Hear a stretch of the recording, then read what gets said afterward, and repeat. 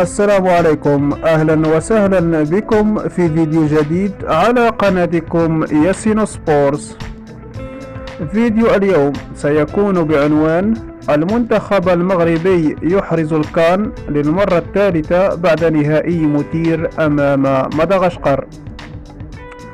أحرز المنتخب الوطني المغربي للاعبين المحليين لقب بطولة إفريقيا للاعبين المحليين للمرة الثالثة في تاريخه بعد نسختي 2018 و2020، عقب فوزه المستحق على منتخب مدغشقر ب3 أهداف مقابل هدفين في المباراة النهائية التي احتضنها اليوم السبت ملعب موي الدولي في كسراني بالعاصمة الكينية نيروبي.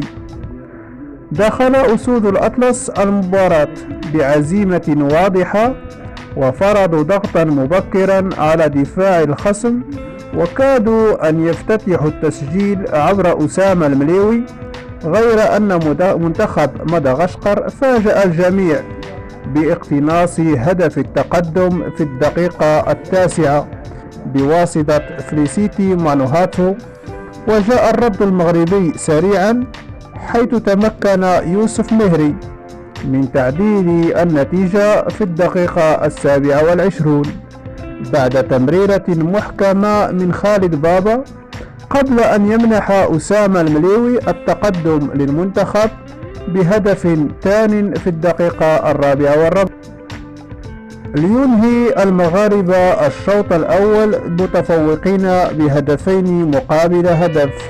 في الشوط الثاني واصل المنتخب المغربي هيمنته على مجريات اللعب، لكن المنتخب الملغاشي عاد إلى اللقاء بتسجيله هدف التعادل عبر توكي راكو توندريبي في الدقيقة 68 مستغلا هفوة دفاعية.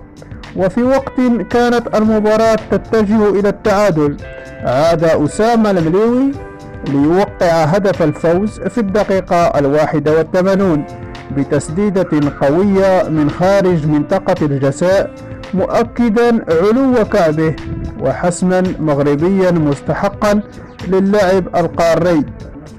بهذا الإنجاز يرفع المنتخب المغربي رصيده إلى 3 ألقاب في البطولة، معززا موقعه في صدارة المنتخبات الأكثر تتويجا في تاريخ الكان، ومؤكدا التطور التي تشهده الكرة المحلية على صعيد التنظيم والتكوين والمردودية والتنافسية.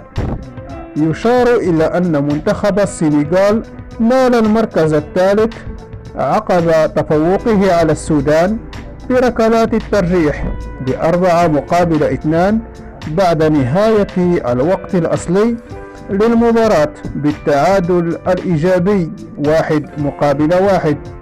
نهاية الفيديو، شكرا لكم على المشاهدة والدعم، لا تنسوا الاشتراك وتفعيل زر الجرس ليصلكم دائما الجديد. إلى اللقاء.